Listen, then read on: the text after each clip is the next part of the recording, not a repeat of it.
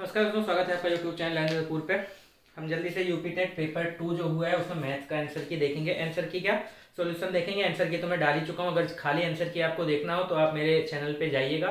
Paper 2 math answer की लिख के उस पर वीडियो पड़ा हुआ है। उस पर 5 से 6 मिनट में ही सारे क्वेश्चन बता दिए गए हैं। अभी मैं सोल्यूशन करा रहा हूँ। पेपर 2 का मैं पहले इसलिए करा रहा हूँ क्योंकि पेपर 1 का काफ़ी लोग डाल भी चुके हैं। पेपर 2 का शायद कुछ कम लोगों ने डाला होगा या डाल भी रहे होंगे। खैर, मैं कराना स्टार्ट करता हूँ। पहला क्वेश्चन है, एक धार्मिक आयोजन में स्त्रियों और पुरुषों की संख्याओं का अनुपात 3:2 है। 20 और पुरुषों के आ जाने से अनुपात उल्टा हो जाता है। ठीक है, फीमेल और मेल का रेशियो दिया हुआ है 3:2। अगर 20 मेल और आ जाते हैं तो ये जो रेशियो हो जाता है 2:3 हो जाता है। ठीक है, इसमें 4 ऑप्शन आपको दिए हुए हैं। फिर पूछा रहा है कि स्त्रियों की संख्या कितनी थी। ठीक है, स्त्रियों की संख्या पहले कितनी थी ये पूछा जा रहा है। ठीक, तो ऑप्शन इसमें 16 दिया हुआ है, 40 दिया हुआ है, 24 दिया हुआ है, 36 दिया हुआ है। देखिए, जिसको कुछ भी नहीं आता है, वैसे तो मैं डिटेल में भी सॉल्व करा सकता हूँ, कराऊंगा फिर, लेकिन मैं और कितने अप्रोच हो सकते हैं ये भी आपको बताते हुए चलूंगा ताकि आपको और भी कुछ चीजें नहीं पता चले। जैसे देखिए, ये फीमेल और मेल का रेशियो हमें 3:2 दिया हुआ है। ठीक है, 3/2 ये किसी संख्या से गुणा होके रहा होगा, कोई एक पूर्णांक, कोई इसका मल्टीपल रहा होगा जो कट गया होगा, तब ये 3/2 बचा होगा। ठीक है, जैसे 8/16 कह लीजिए, तो इसको क्या करते हैं 8 से काट देते हैं, इसको 8 से काट देते हैं, 16 1/2 आ जाता है। तो क्या होता है, कोई एक पूर्णांक होता है जो दोनों को काटता है। ठीक, कोई एक पूर्णांक होता है दोनों को काटता है, तब जाके हमें रेशियो मिलता है। ठीक, तो इसका मतलब कि स्त्रियों की संख्या या पुरुषों की संख्या जो रही होगी, स्त्रियों की संख्या पूछ रहा है तो स्त्रियों की संख्या इस 3 से कट जानी चाहिए। क्यों? क्योंकि 3 का कुछ ना कुछ मल्टीपल रहा होगा तभी तो 24 आएगा, और ये जो मल्टीपल होगा पूर्णांक में रहा होगा, क्योंकि पूर्णांक से ही काटते हैं तभी रेशियो आता है। ठीक, तो इससे देखिए यहाँ से ऑप्शन से हमें ये पता चल सकता है कि 3 से ना तो 16 कट रहा है ना 40 कट रहा है, 3 8 24 और 12 या 36, मतलब 24 या 36 में से ही कोई एक आंसर हो सकता है। पहले तो इतना हमें पता चल जाना चाहिए। जिसको मान लीजिए तुक्का ही लगाना है तो आपके पास, अगर आपको इतना भी पता है तो अब आपके पास सिर्फ 2 ऑप्शन बचेंगे जिसमें से आप 50-50 चांस हो जाएगा, आप सही कर सकते हैं। अब यहाँ पे देखिए 24, अगर ये 24 है इसका मतलब x की वैल्यू 8 रही होगी। ठीक, तो ये 3x और ये 2x रहे होंगे। ठीक है, आदमी और औरत 3x 2x रहे होंगे। x की वैल्यू हमें पता चल गई 8 अगर हम 24 लेते हैं तो। ठीक, तो महिलाएं हो गई 24 और पुरुष हो गए 8 दूना 16। ठीक, अब क्या कह रहा है कि अगर हम इसमें 20 आदमी और ऐड करते हैं, ऑप्शन से लेके चल रहे हैं, बाकी मैं वैसे भी करा दूंगा। तो यहाँ पे क्या हो जाएगा, 36 हो गए आदमी और 24 हो गए ये। अब यहाँ पे अगर हम रेशियो काटे तो 12 दूना 24 और 12 तिया 36। देखिए रेशियो पलट गया, 3:2 से 2:3 आ गया। इसका मतलब 24 वाला जो ऑप्शन है वो हम यहीं से लेके चल के करेक्ट मान सकते हैं। ठीक है, तो एक तो ये तरीका हो गया। दूसरा तरीका क्या है, बेसिक नियम से जैसे हम चलेंगे ये भी देख लेते हैं। ठीक, मेल फीमेल का रेशियो दिया था, हम मान लेंगे कि फीमेल कितनी थी 3x, मेल कितने थे 2x। ठीक है, क्या कहा गया कि फीमेल और मेल का जो रेशियो है, ठीक, फीमेल और मेल का जो रेशियो है मतलब 3x/2x जो है वो 3/2 से 2/3 हो जाता है। कब? जब मेल में 20 लोग और आ जाते हैं। ठीक है, मेल में 20 लोग और अगर आ जाते हैं तो रेशियो पलट जाता है, 3/2 का 2/3 हो जाता है। ठीक, तो यहां से हम क्या कर लें, सॉल्व कर लें। 3 तिया 9। ठीक है, 9x = 4x प्लस 20 दूना 40, ये आके क्या आ जाएगा 5x = 40, x = क्या आ जाएगा 8। ठीक है, 8 तिया 24 जैसे हो रहा था। तो महिलाओं की संख्या कितनी थी 3x, x की वैल्यू 8 रखेंगे। ठीक है, f = क्या आ जाएगा 24। तो महिलाओं की संख्या पहले क्या थी 24। ये भी तरीका है, वो भी तरीका है, जो भी आपको अच्छा लगे कर सकते हैं।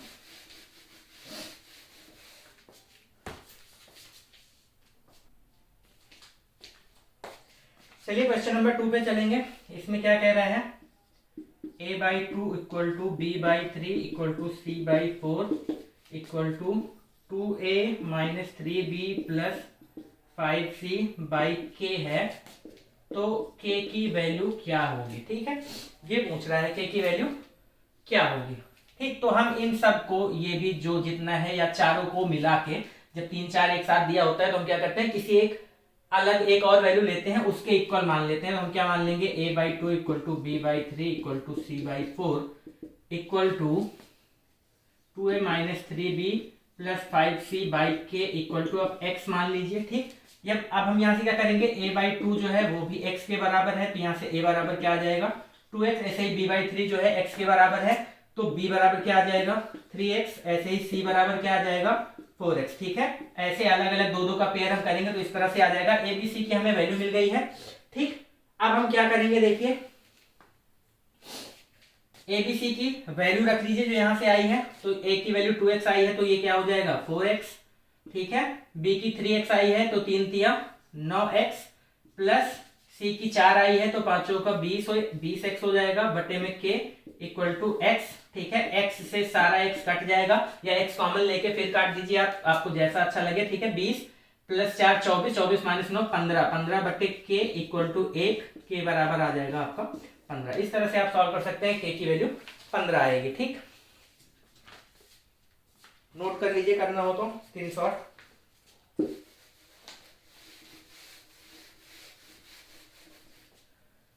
चलिए क्वेश्चन नंबर 3, ये समीकरण square minus B x plus C, x square minus B x plus C equal to 0 है। ठीक,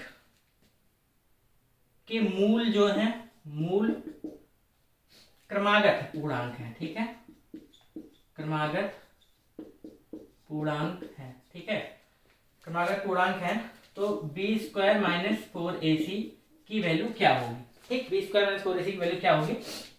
इस तरह से कोई क्वेश्चन अगर आता है तो हम देखो क्या कह रहा है, मूल क्रमागत पूर्णांक है, मूल क्रमागत पूर्णांक है तो हम मान सकते हैं कि मूल क्या है 4 और 5 है, हम अपनी तरफ से मान लेंगे। फिर क्या करते हैं, हम एक द्विघात समीकरण इससे बना सकते हैं। कैसे, x माइनस 4 x माइनस 5, 4 और 5 अगर मूल रहे होंगे तो x माइनस 4 x माइनस 5 इस तरह से रहा होगा। ठीक, ये हो गया। इसको जब हम खोलेंगे तो क्या आ जाएगा, एक्स स्क्वायर माइनस 5 4 9x। ठीक, और प्लस 20, इस तरह से वैल्यू बनेगी। अब यहां से B square minus 4ac, B square minus 4ac की वैल्यू क्या होनी चाहिए क्रमागत पूर्णांक के लिए। हम क्रमागत पूर्णांक मान लिया कि यही मूल है, उससे इक्वेशन बना ली और यहां से हम बी स्क्वायर माइनस 4ac की वैल्यू निकाल के देख ले, जो आएगी वही आएगी, क्योंकि कोई फिक्स वैल्यू आती होगी तभी पूछा है कि क्या आएगी। ठीक, वैसे तो जनरली ये याद होना चाहिए कि क्रमागत पूर्णांक के लिए वैल्यू 1 आती है हमेशा, लेकिन अगर नहीं याद है तो ये तरीका है। ठीक है, तो कैसे करेंगे, देखिए B square minus 4ac, B की वैल्यू क्या है 9 है। ठीक, तो बी स्क्वायर मतलब 81 और 4ac। ठीक, 4 इंटू a 1 इंटू c 20। ठीक है, 81 माइनस 80 आ जाएगा, क्या आ जाएगा वैल्यू क्या आ गई 1। ठीक है, तो बी स्क्वायर माइनस 4ac की वैल्यू 1 आती है हमेशा अगर मूल जो है क्रमागत धनात्मक पूर्णांक है तो ये आप याद भी रखिए, और अगर आपको नहीं भी याद है तो आप इस तरह से अप्रोच लगा सकते हैं। अब देखिए एलसीएम और एचसीएफ दिया हुआ है, हमें पता है LCM into HCF equal to होता है पहला नंबर गुणे में दूसरा नंबर। ठीक है, 13 गुणे में 1989।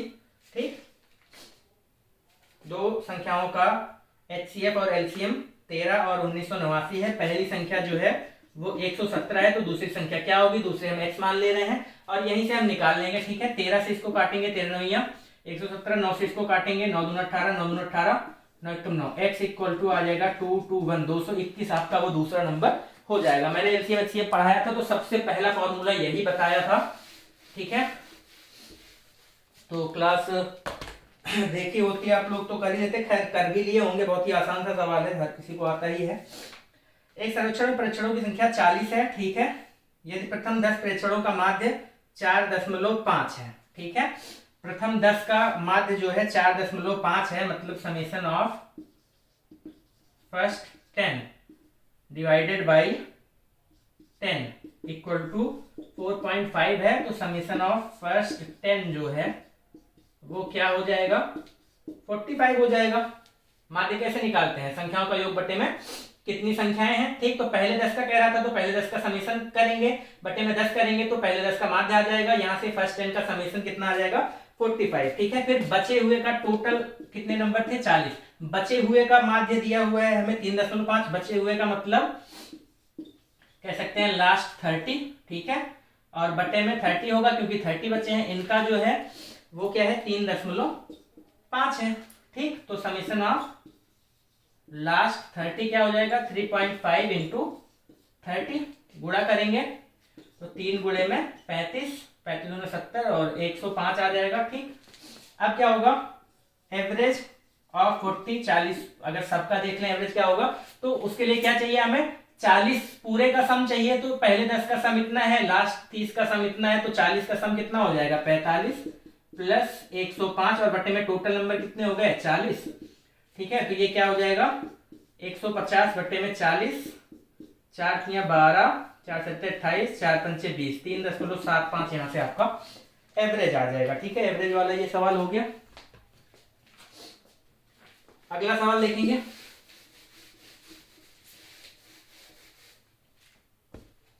चालीस सेंटीमीटर कोर वाले एक ठोस घन से, ठीक है, ये आपका कोई घन है। घन क्या होता है जिसकी चारों लंबाई चौड़ाई ऊंचाई जो होता है क्या होता है सारा कुछ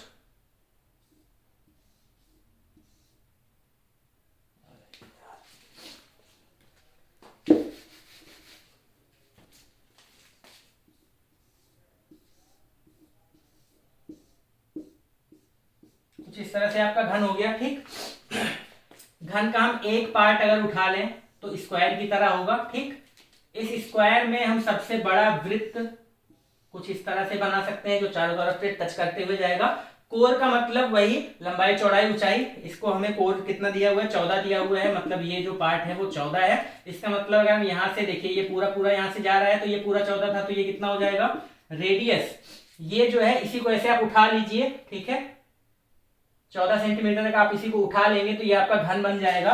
या कह सकते हैं कि आपका घन जो है कुछ इस तरह से रहा होगा, ठीक है ना, साइड को टच करते हुए कुछ इस तरह से, ठीक। ये जो घन बना हुआ है इसकी रेडियस कितनी हो जाएगी 14 की आधा, क्योंकि ये व्यास था तो r बराबर क्या हो जाएगा 7, ठीक। पूछ रहा है संपूर्ण पृष्ठ क्या होगा, ठीक, बेलन का टोटल सरफेस एरिया, ठीक है, सिलेंडर के लिए क्या होता है 2 पाई r ब्रैकेट में h प्लस r। अब ये देखिए बेलन की ऊंचाई क्या होगी, बेलन की ऊंचाई तो 14 ही होगी, क्यों, क्योंकि ये पूरा 14 था ना, 14 14 सारी साइड्स इसकी 14 थी, कोर मतलब साइड्स यहाँ पे लिया जाएगा, रेडियस आपका 7 हो जाएगा, हाइट आपकी 14 हो गई है, ठीक। 2 पाई का मान 22 बटे में 7, रेडियस आपका 7 है, ठीक है, और हाइट 14 है, 14 7 क्या हो जाएगा 7 4 11 21, 7 से 7 इसको काट लेंगे हम, 22 गुना 44 और गुणे में 21, 21 84 के 4 और 84 8 92 924, ठीक है, मीटर स्क्वायर या सेंटीमीटर, सेंटीमीटर में दिया है तो सेंटीमीटर स्क्वायर, 924 सेंटीमीटर स्क्वायर ये आपका आंसर आ जाएगा, ठीक है। इस तरह से हम निकालते हैं।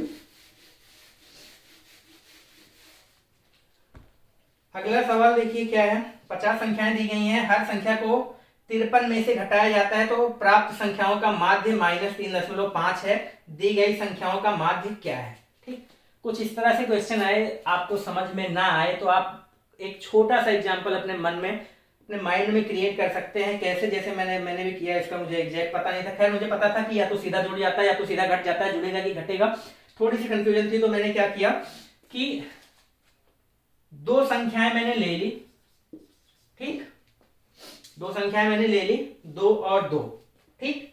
फिर उसके बाद देखिए हर संख्या को 53 में से घटाया जाता है, मैंने कोई एक संख्या ले ली 10, इन सभी संख्याओं को हम 10 से घटाएंगे, ठीक है, वहां पे 53 कह रहा है, मैं अपने सुविधा के लिए 10 मान रहा हूं, 10 से सबको घटाएंगे 8 8 आ जाएगा, ठीक। इसका एवरेज निकालेंगे, एवरेज के लिए क्या करेंगे दोनों को जोड़ के 2 से डिवाइड करेंगे तो कितना आ जाएगा एवरेज 8 आ जाएगा, ठीक, ये हो गया। अब क्या कह रहा है, अच्छा एवरेज 8 आ गया, लेकिन इनका वास्तविक अगर एवरेज देखा जाए, ठीक है, रियल एवरेज क्या आना था, कुछ संख्याएं थी जिसको 10 से घटाने के बाद एवरेज इतना आया, इसमें क्या है कुछ संख्याएं थी 50 संख्याएं थी जिनको 53 से घटाने के बाद क्या आया था एवरेज दिया हुआ है, तो ऐसे ही कुछ संख्याएं थी जिनको 10 से घटाने के बाद एवरेज ये आया, तो उन संख्याओं का वास्तविक एवरेज क्या होगा, तो वास्तविक यहां से हमारा क्या आता 2 + 2/2, तो 2 ही आ जाता 4/2, तो ठीक। अब ये 8 हमें मिल कहां से रहा है, जब जो संख्या में से घटाया जा रहा था उनको उसी में से वास्तविक एवरेज को हम घटा दें तो बाद वाला हमें मिल जा रहा है। ठीक, तो देखिए मतलब ये नहीं, एक सेकंड, हाँ तो बाद वाला मिल जा रहा है, या जो संख्या है उसमें से हम बाद वाला जो एवरेज आ रहा है उसको घटा दें तो हमें वास्तविक एवरेज जो है मिल जा रहा है। ठीक, तो वहां पे क्या था क्वेश्चन में, 53 था।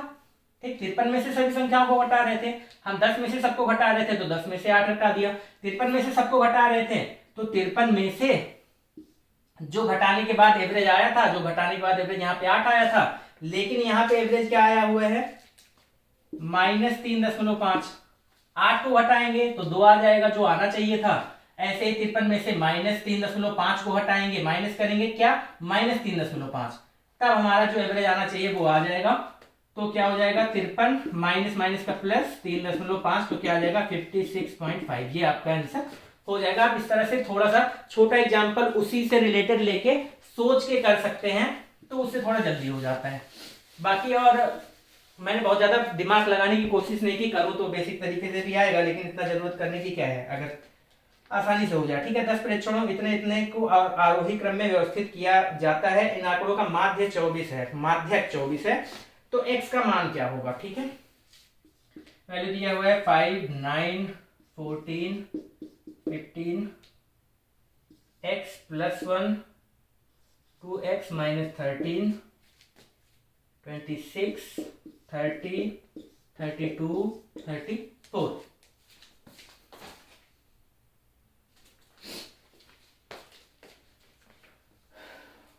ये है आरोही क्रम में व्यवस्थित किया जाता है इन आंकड़ों का माध्यक। माध्यक का मतलब क्या है, मीडियन।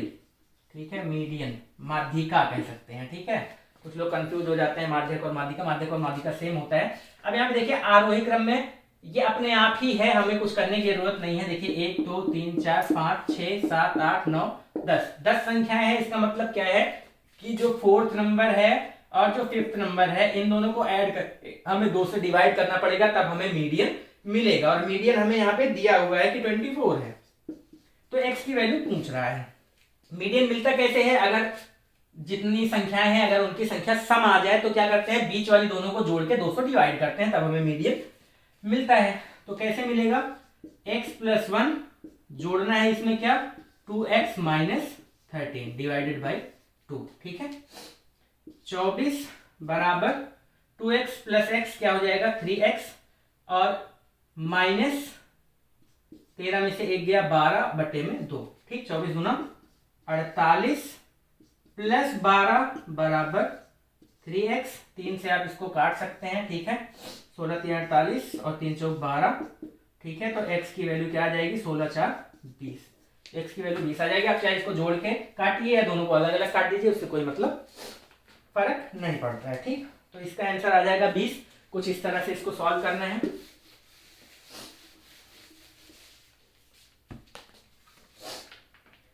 यहाँ पे अगला सवाल देखेंगे। एक मैदान को 44 गायें जो है 9 दिन में चरती हैं। इसी मैदान को कितनी कम या ज्यादा गायें 12 दिन में चर लेंगे। ठीक है, तो इसका बहुत बेसिक सा फॉर्मूला मैंने टाइम एंड वर्क पढ़ाया हुआ है। m1 d1 h1 बटे में w1 equal to m1 m2 d2 h2 बटे में w2। यहाँ पे क्या है, आदमी की जगह गाय दिया हुआ है, तो आप चाहे c लिख लीजिए, उससे कोई मतलब नहीं है। ठीक, घंटा नहीं दिया है, काम नहीं दिया गया है, तो उसको भी पार्ट को हम क्या करेंगे, यहां से स्किप कर देंगे। क्या दिया हुआ है कि 9 गायें जो है 44 दिन में करती हैं। ठीक है, 9 गायें 44 दिन, वही काम ठीक 12 दिन में हो जाए, उसके लिए कितनी गायें कम या ज्यादा लगेंगी। तो कितनी गायें वही काम 12 दिन में कर सकती हैं, मतलब वो जो खेत चरना था कितनी गायें होती तो 12 दिन में हो जाता, ये हमें निकालना है। ठीक, 3 तिया 9, 3 चौक 12, 4 से इसको काटेंगे 11, C2 क्या आ जाएगा 33। अगर 33 गायें होंगी तब 12 दिन में वो चर लेंगी खेत को। इसका मतलब क्या था कि पहले 44 थी, होनी कितनी चाहिए 33, इसका मतलब 11 कम होनी चाहिए। 44 में से 33 घटाएंगे तो 11 गायें जो है वो कम होनी चाहिए, तब जो है वो खेत या जो भी काम है वो 12 दिन में हो जाएगा। ठीक, तो इसका आंसर क्या आ जाएगा 11 गायें कम। फिर देखिए a+2 a+4 अविभाज्य संख्याएं हो तो a के कितने मान हो सकते हैं, ठीक है। a plus 2 a plus 4 prime numbers है। प्राइम नंबर्स का मतलब अभाज्य संख्याएं हैं, तो a के कितने मान संभव हैं ये हमें बताना है।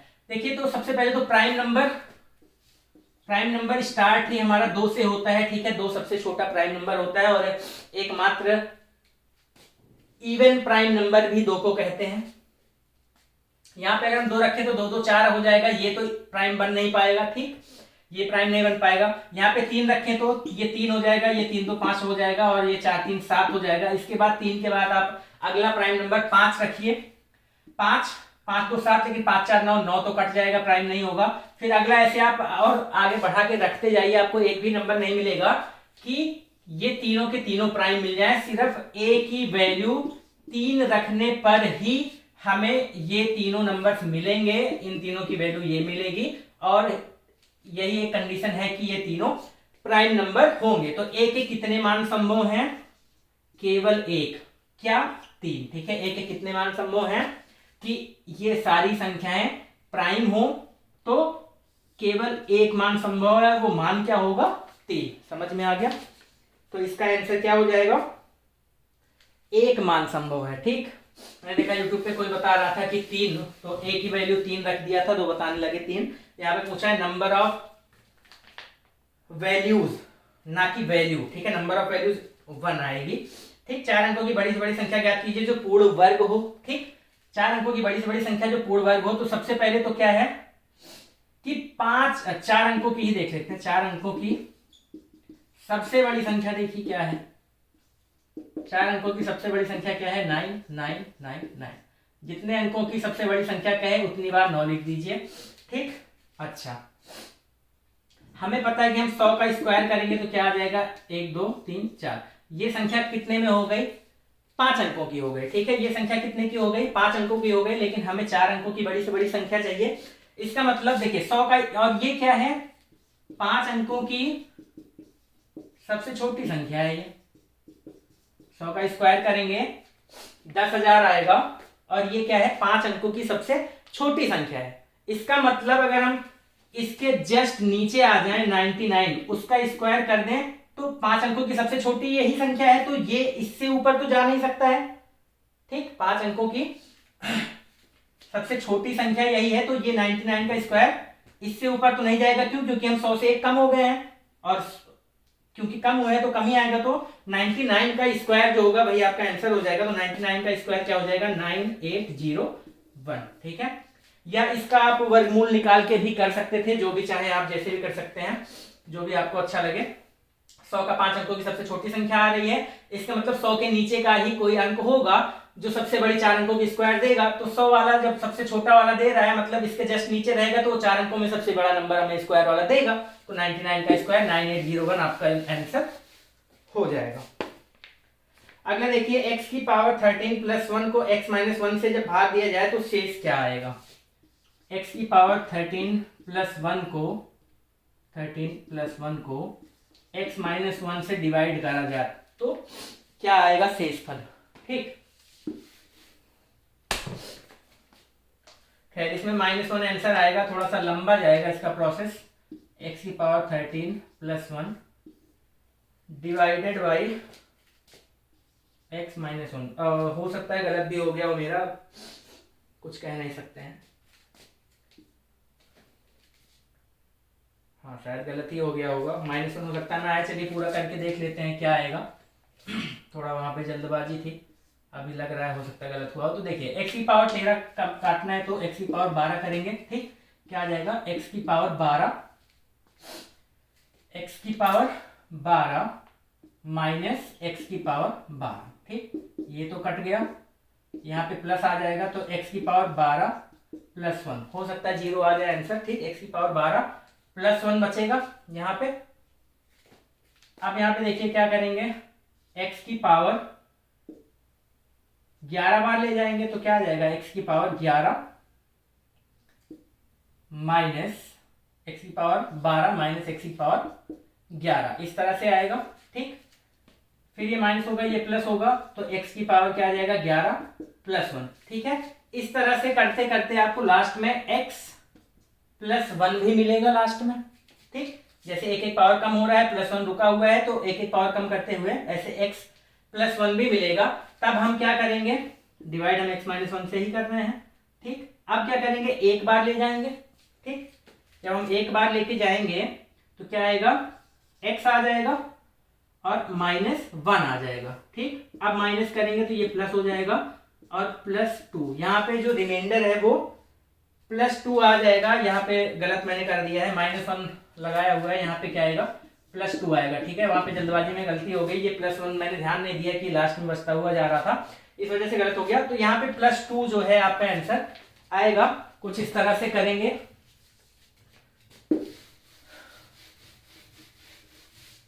ये हो गया आपका +2। ए व बी समुच्चय सी के अरिक्त उप समुच्चय हो तो A union A intersection B. ठीक है, A union A intersection B.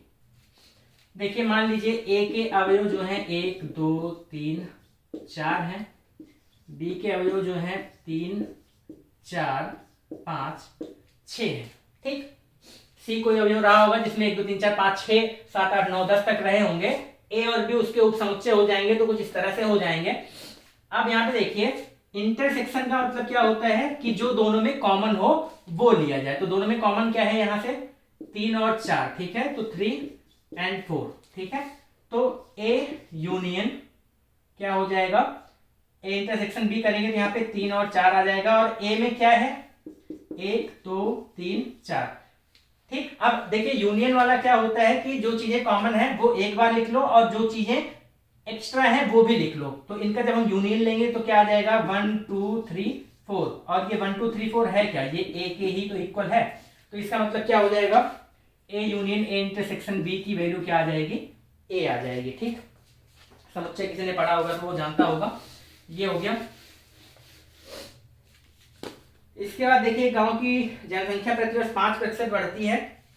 यदि वर्तमान में उस गांव की जनसंख्या 4410 है तो 2 वर्ष पूर्व गांव की जनसंख्या क्या थी। ठीक, फॉर्मूला होता है चक्रवृद्धि ब्याज का, a = P1 + R/100 की पावर t या फिर n कह लीजिए। ठीक, a क्या होता है, मिश्र धन। ये 2 वर्ष बाद की जनसंख्या हमें दी हुई है, 2 वर्ष पहले की पूछ रही है, तो मान लेंगे कि 2 वर्ष पहले मूलधन ये था और मिश्र धन ये था, जो बढ़ के आया है वो मिश्र धन होता है। तो हमें मतलब बेसिकली p की वैल्यू निकालनी है। 2 वर्ष बाद क्या हो गया है 4410, 2 वर्ष पहले क्या था, p था, और क्या रेट से ये बढ़ा है, 5 के रेट से बढ़ा हुआ है। कितने साल तक, 2 साल तक। 5 से इसको काटिए 20, 20 एकम 20 है 21। ठीक, 441 p इंटू क्या आ जाएगा 21/20, तो 21 20 21 20, 21 से इसको काटिए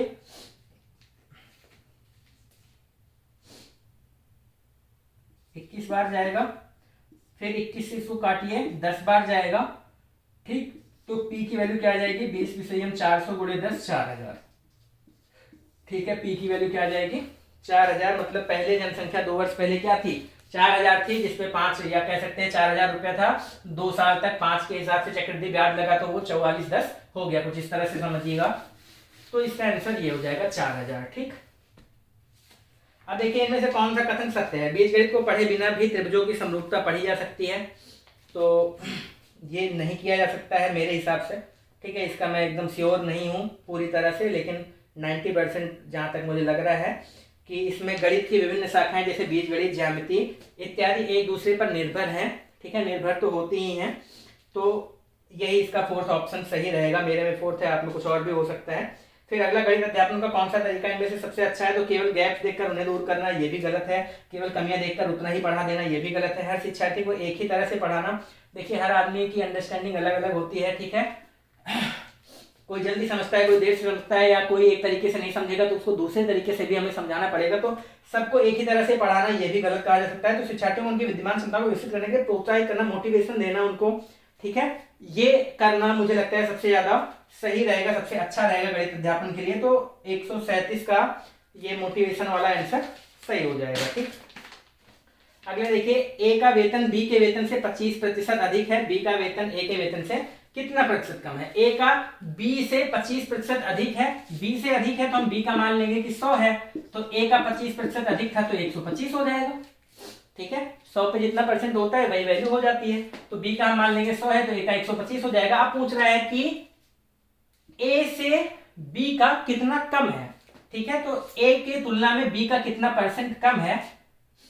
तो देखिए ए का जब हम ज्यादा देख रहे थे तो 100 से देख रहे थे, लेकिन अब हम बी का कम वाला देखेंगे तो ए से देखेंगे तो ये कितना कम है। पहली बात तो 25 रुपया कम है। किससे 25 रुपया कम है? 125 से ना। ये 25 ज्यादा था किससे? 100 से। ये कम है 25 किससे? 125 से। ठीक है, तो इसका परसेंटेज निकाल लेंगे तो 25 पंचे 125, 5 से ये काट देंगे 20, तो 20% जो है बी वो कम है। ठीक है, जितना कम है बटे में जिससे कम है गुणे में 100, ये आ जाएगा 20। बी का जो वेतन है वो ए से 20% कम रहेगा। अगला देखिए, दो प्राकृतिक संख्याओं का योग 8 है, उनके विक्रमों का योग 8/15 है। ठीक, तो संख्याओं को ज्ञात करिए। 2 6 ऑप्शन में दिया हुआ है, 2 6 4 4 3 5 1 7। ठीक, योग 8 है। खैर योग तो सब में 8 आ रहा है तो ऑप्शन से करने का कुछ खास मतलब यहाँ पे नहीं दिख रहा है। लेकिन देखिए फिर क्या कह रहा है, व्युत्क्रमों का योग। मान लीजिए कोई भी संख्या हो x और y, जब हम व्युत्क्रमों का योग करेंगे तो 1/x + 1/y करेंगे। ठीक, तो क्या आएगा ऊपर जाके, क्या हो जाएगा x + y बटे में xy, यही तो होगा।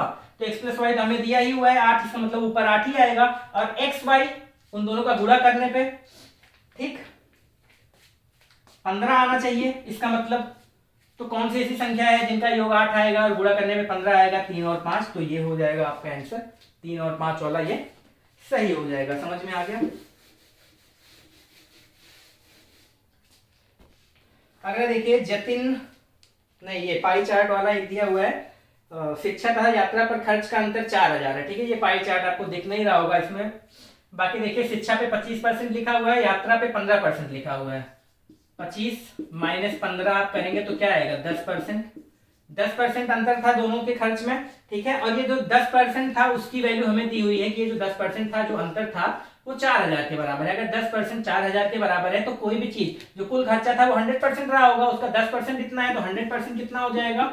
यहाँ पे देखिए 10 था, 1 0 बढ़ा है तो यहाँ पे भी 1 0 बढ़ा दीजिए, 4000 में एक और बढ़ा दीजिए, 40000 ये आपका हो जाएगा टोटल उनकी आय जो वो खर्च करते हैं। ठीक, तो 40000 इसका आंसर हो जाएगा। फिर देखिए जतिन एक वस्तु को इसके मूल्य से 10% कम पर खरीदता है। हमने मान लिया कि मूल्य क्या है, मान लीजिए अपने मन में 100 है, 10% कम पे खरीदता है, मतलब क्रय मूल्य क्या हो गया? 90। बेचता किस पे है? मूल्य से 10% अधिक बेचता है, मतलब 110 पे बेचता है। ठीक है, तो इस पे प्रॉफिट देखें तो कितना हो जाएगा? 90 का 110 में, 90 का लिया 110 में बेचा, मूल्य 100 था, 10% कम पे लिया लेकिन इससे 10% ज्यादा पे बेचा। ठीक है, तो प्रॉफिट कितना हो गया? 20। कितने पे हुआ? उसका लगा कितना था? लागत कितनी थी? 90।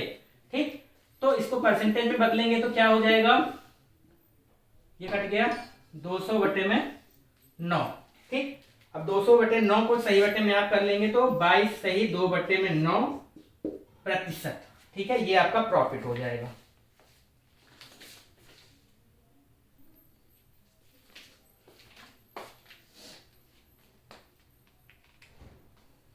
ये हो गया। इसके बाद देखिए x² माइनस px + 54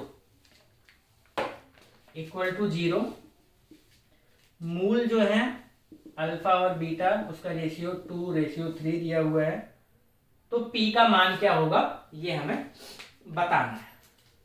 ठीक, p का मान क्या होगा ये हमें बताना है। तो देखिए हमें पता है मूलों का योग जो होता है अल्फा प्लस बीटा, जैसे ax² + bx + c = 0 हो तो, और इसके दो मूल अल्फा और बीटा हो, तो मूलों का योग जो होता है अल्फा प्लस बीटा होता है -b/a, और अल्फा इंटू बीटा होता है c/a। ये फॉर्मूला होता है। तो अल्फा प्लस बीटा अगर हम यहां से निकालना चाहें तो क्या हो जाएगा? p/-b/a।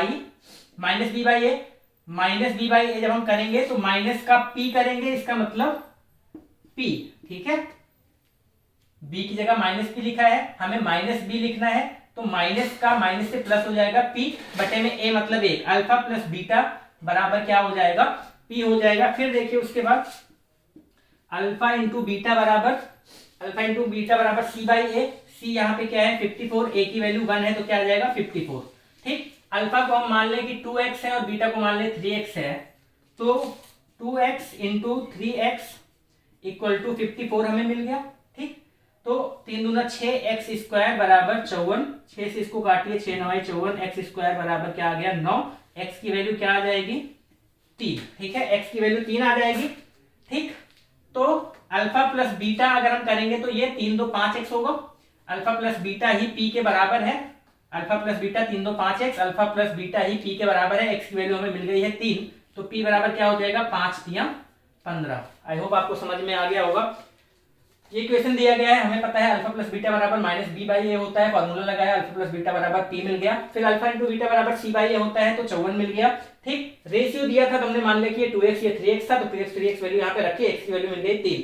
ठीक, वही 3 की 3x 2x यहाँ पे रख दिया तो 5x हो गया, x की वैल्यू रख दी तो p का मान 15 आ गया, बहुत ही आसानी से।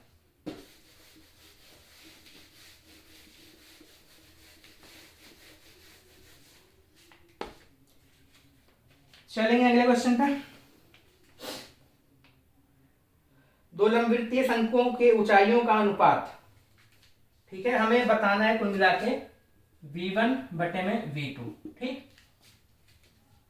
ऊंचाइयों का अनुपात h1 बटे में h2 हमें दिया हुआ है 25 बटे में 64, और व्यास का अनुपात, व्यास का मतलब आप रेडियस ही कह सकते हैं। क्यों? क्योंकि d/2 करेंगे तो रेडियस आएगा और 2 से 2 कट जाएगा। चाहे व्यास का सीधा लिख लीजिए, चाहे बटे में 2 से डिवाइड करके लिखिए, रेशियो नहीं बदलेगा। ठीक है, तो ये r1 बटे r2 भी कह सकते हैं, 5 ही दिया है। चाहे व्यास तो हो चाहे रेडियस हो, हम जब रेशियो करते हैं तो डिफरेंस नहीं आता है दोनों में। ठीक है, v1 क्या हो जाएगा, लंब वृत्तीय क्या है, ये शंकु है, 1/3 पाई r1 स्क्वायर h1 और 1/3 पाई r2 स्क्वायर h2।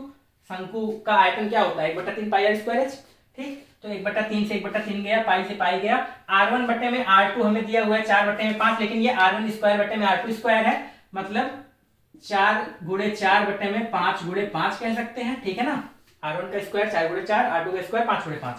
फिर h1 बटे में h2 भी हमें दिया है कितना 25 बटे में 64। देखिए 5 × 25 से 25 कट गया, 4 चौक 16 से 64 काटेंगे तो 4 आ जाएगा, तो 1/4 आ जाएगा v1/v2। इसका मतलब v1:v2 इक्वल टू क्या आ जाएगा 1:4। ये आपका आंसर हो जाएगा। ठीक है,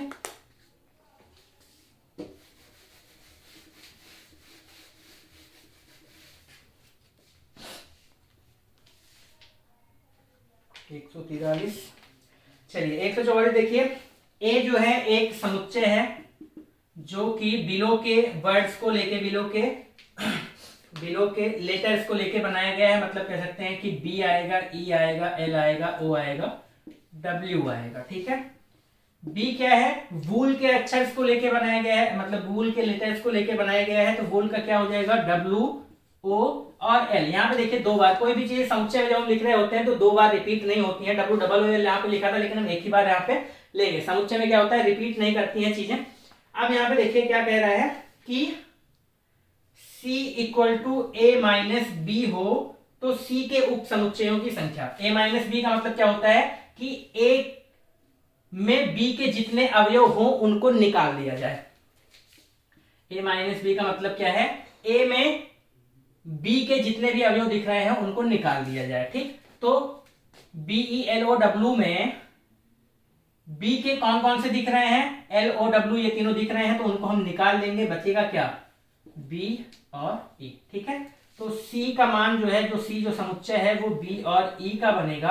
अब इसके उप समुच्चयों की संख्या कितनी होगी, इसमें अवयवों की संख्या 2 है, मतलब n की वैल्यू 2 है। किसी भी समुच्चय के उप समुच्चयों की संख्या 2 की पावर n होती है, मतलब 2 की पावर 2 हो जाएगा 4। यहाँ पे 3 आता तो 2 की पावर 3 हम करते, लेकिन 2 ही आया है। अगर आप चाहें खुद से लिख के भी देखना चाहें तो कैसे उप समुच्चय बनेंगे, B, एक B बन जाएगा, एक E बन जाएगा, एक इन दोनों को साथ में लेके B और E बन जाएगा, और एक रिक्त समुच्चय जो होता है वो सबका समुच्चय होता है, उप समुच्चय होता है। तो टोटल नंबर ऑफ सबसेट्स कितने हो जाएंगे इसके, C के 4 हो जाएंगे। तो इस तरह से इसको सॉल्व करेंगे।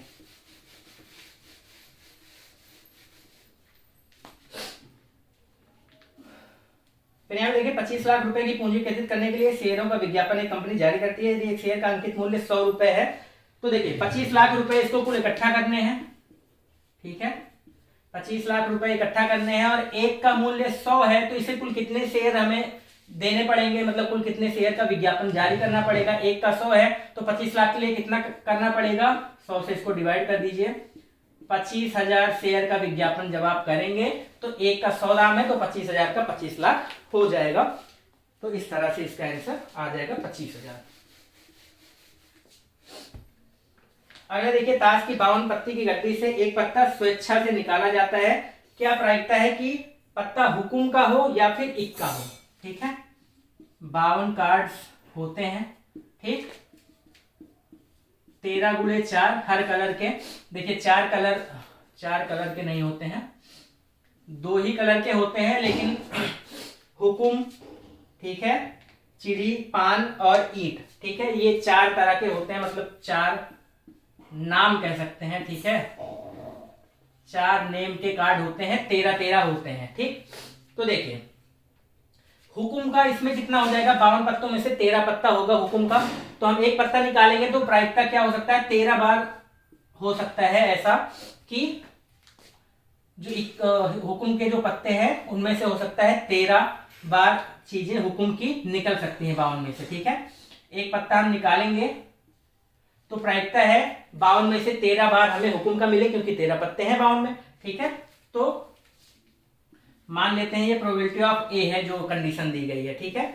एक तो ये हो जाएगा। दूसरा क्या कह रहा है कि या तो हुकुम का हो, हुकुम का आने की प्रायिकता क्या होगी, 13/52 मतलब 13 चौको 52, 1/4 P of A, probability of A 1/4 हो गया। उसके बाद क्या कह रहा है, या तो इक्का हो, ठीक, टोटल इक्के जो होते हैं 4 होते हैं, ठीक, टोटल इक्के जो होते हैं क्या होते हैं, 4 होते हैं, मतलब प्रोबेबिलिटी ऑफ बी क्या हो जाएगी, 52 में से 4 बार हमें इक्का मिल सकता है, तो इसको काटेंगे 1/13 हो गया, ठीक। लेकिन यहाँ पे देखा जाए तो एक दूसरे पे डिपेंडेंट है, क्यों, क्योंकि ये इक्के में जो हमने 4 लिया है वो हुकुम वाला भी तो हो सकता है। इंडिपेंडेंट होते, इसका मतलब इसका इस पे कोई असर नहीं पड़ रहा होता तो अलग बात थी, लेकिन यहाँ पे क्या है कि डिपेंडेंट है। जब इंडिपेंडेंट होता है तो क्या होता है, देखिए डिपेंडेंट है ये, इंडिपेंडेंट का केस होता है पी ए और बी के लिए क्या हो जाता है, P A plus P B, जब इंडिपेंडेंट हो। लेकिन यहाँ पे डिपेंडेंट है कि यहाँ पे अगर 13 डिपेंडेंट है क्योंकि यहाँ पे भी तो इक्का आ सकता है और यहाँ पे भी आ सकता है, तो एक दूसरे पे डिपेंड करेंगे, ठीक है। लेकिन प्रोबेबिलिटी ऑफ ए अगर हम देखें इंडिविजुअली अलग अलग करके देखें तो इसका 1/4, इसका 1/13, लेकिन जब डिपेंडेंट होता है तो फॉर्मूला क्या आता है, पी ए और बी का, ये आता है P A plus P B minus P A intersection B. A intersection B का मतलब क्या हो गया, यहां पे देखिए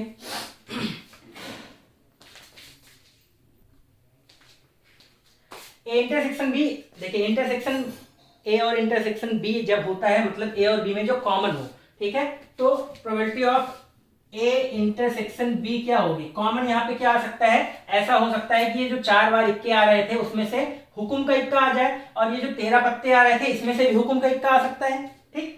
हुकुम के 13 आने की प्रायिकता है 52 में से और इक्के की 4 आने की प्रायिकता है 52 में से, लेकिन कॉमन कौन सा है दोनों में, इसमें हो सकता है हुकुम का इक्का आ जाए और इसमें भी हो सकता है हुकुम का इक्का आ जाए, तो 1/52 जो है वो हमारा प्रोबेबिलिटी ऑफ ए इंटरसेक्शन भी हो जाएगा कि 52 में से एक ऐसी घटना है जो दोनों में कॉमन है, ठीक। तो ये हम यहाँ पे रखेंगे फॉर्मूला 1/4 प्लस 1/13 माइनस 1/52। यहां से देखिए 13 चौको 52, ठीक, और 13×4 17 माइनस 1/52, यहां से क्या आ जाएगा 16/52, 17 में से 1 गया 16, 16/52, 4 से काटिए, 4 चौक 16 और 13 चौको 52, ठीक है। तो क्या आंसर आ जाएगा 4/13 इसका आंसर आ जाएगा। वैसे ये वाला क्वेश्चन खैर ये तो सेकंड पार्ट में पूछा ही है, मुझे लगा फर्स्ट में पूछा है, ठीक। तो ठीक है, यहाँ से क्वेश्चन इसमें आ सकता था, इतना तो बेसिक जानकारी होनी चाहिए। तो ये हो गया।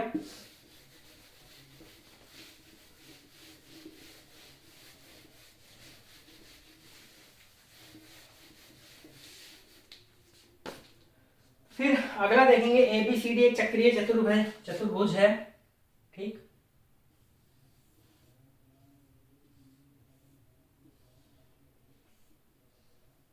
ABCD ये हमें दिया हुआ है 3y-5, ये हमें दिया हुआ है 7x + 5, ये दिया हुआ है 4x, ये दिया हुआ है 4y + 20, ठीक है। ये सारी चीजें दी हुई हैं। अब हमें क्या पता है कि चक्रीय चतुर्भुज में सम्मुख कोण जो होते हैं, जैसे इसके सामने ये कोण है, इसके सामने ये कोण है, जो सम्मुख कोण होते हैं उनका सम जो होता है, उनका योग जो होता है 180 होता है। तो इन दोनों को हम योग करें तो 180 आना चाहिए। इसका मतलब क्या है 4x + 4y + 20 जब हम करेंगे, 4x में 4y + 20 जब हम जोड़ेंगे, इसमें जब हम ये वाला जोड़ेंगे तो 180 आना चाहिए। यहां से देखिए 4x + 4y = 160 आ जाएगा। हम 4 से सबको काट दें, 4 एकम 4, 4 एकम 4, 4 चौक 16। x + y = 40 आना चाहिए। एक कंडीशन ये मिल गई। फिर दूसरी कंडीशन यहां से निकालेंगे, यहां से भी सम करेंगे तो आना चाहिए क्या 180 मतलब 7x + 3y - 5 प्लस, देखिए -5 + 5 होके क्या हो जाएगा 0। 7x + 3y ये क्या आना चाहिए 180। अब यहां से हम सीधा सीधा ऑप्शन उठाएंगे। देखिए 15 और 35 दिया है, सम करने पे तो 40 आ जाएगा, ठीक। नहीं 15 और 35 पे 40 कहाँ आएगा, 50 आ जाएगा। 40 और 35 दिया है तो उससे भी 40 नहीं आएगा। 10 और 15 दिया है उससे भी 40 नहीं आएगा। एक ही ऑप्शन मैच ही कर रहा है कि 15 और 25 वैल्यू जब हम रखेंगे तभी 40 आएगा और तभी ये कंडीशन भी सेटिस्फाई करेगी। ऑप्शन से हम सीधा सीधा कर सकते हैं। यहीं पे हम यहीं से चेक कर सकते थे x + y का मान 40 आना चाहिए। हम ऑप्शन देखेंगे 15 35 50 हो गया, 10 15 25 हो गया, 40 35 75 हो गया, 15 25 यही एक 40 बना रहा है। तो यहीं से सीधा आंसर हमारा क्या आ जाता है 15 और 25। x और y की वैल्यू क्या आ जाएगी 15 और 25। चलिए x के किस मान के लिए जिन आंकड़ों का बहुलक 27 है तो इसमें कुछ करना ही नहीं है, ठीक। कुछ करना इसलिए नहीं है कि आप देखेंगे 27 3 बार है और 25 भी 3 बार है। तो x की जगह जब हम 27 रखेंगे तो 27 4 बार हो जाएगा। और जो चीजें सबसे ज्यादा बार आंकड़ों में दी गई होती हैं वही बहुलक होता है। जो बार बार आ रहा हो वही बहुलक होता है। तो 27 x की क्या रख देंगे तो 27 हमारा बहुलक हो जाएगा, ठीक। अब यहां पे देखिए x = 2, अगला लास्ट x = 2, y = 1, z = -3। अगर ऐसा है तो x³ + y³ + z³ -3xyz इसकी वैल्यू हमें बतानी है। वैसे तो बेसिकली नॉर्मली हमें पता ही होता है कि x + y + z बराबर अगर 0 आ जाए, यहाँ पे देखिए तीनों को जोड़िए, 2 1 3 -3 0 हो गया। तीनों को जोड़ने पे 0 आ जाएगा। जब ऐसा कोई कंडीशन होता है तो x³ + y³ + z³ -3xy बराबर भी 0 ही आ जाता है। ये डायरेक्ट फॉर्मूला होता है, याद होना चाहिए। कंडीशन के साथ याद होना चाहिए कि जब ऐसा होगा तभी ऐसा होगा, तो डायरेक्ट आंसर हो जाएगा। बाकी इसका फॉर्मूला क्या होता है ये मैं लिख दे रहा हूं, x + y + z ब्रैकेट में x² + y² + z² -xy -yz -zx ये फॉर्मूला होता है इसका। अब यहाँ पे देखिए x + y + z बराबर 0 है तो यहाँ पे जब 0 हम रख देंगे तो 0 से किसी भी चीज में गुणा करिए 0 ही आएगा। एक और कंडीशन होती है यहाँ पे कि x³ + y³ + z³ बराबर क्या हो जाएगा 3xyz हो जाएगा। जब x + y + z बराबर 0 हो तो इसमें तो -3xyz कर दिया तो ये हो गया।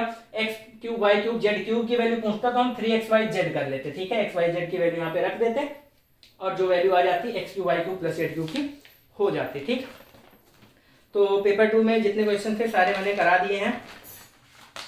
अगर वीडियो पसंद आई हो तो वीडियो को लाइक करिएगा, चैनल को सब्सक्राइब कर दीजिएगा। और मैं यहाँ पे फ्री में अपने चैनल पे फ्री में पूरा सुपर टेट हो, चाहे टेट हो, चाहे सी टेट हो, कोई भी टेट हो, बेसिक लेवल की जो मैथ्स आती है किसी भी एग्जाम में, ठीक है। आप चाहे लेखपाल वगैरह का भी पेपर की तैयारी कर रहे होंगे तो मैथ्स में फ्री में पूरा कंप्लीट आपको करा रहा हूँ। काफ़ी कुछ मैं पढ़ा चुका हूँ और धीरे धीरे वीडियो डालता रहता हूँ। तो आप चाहें तो चैनल को सब्सक्राइब कर लें, काफ़ी हेल्पफुल रहेगी आपके लिए। बाकी फिर मिलते हैं नेक्स्ट वीडियो में। धन्यवाद।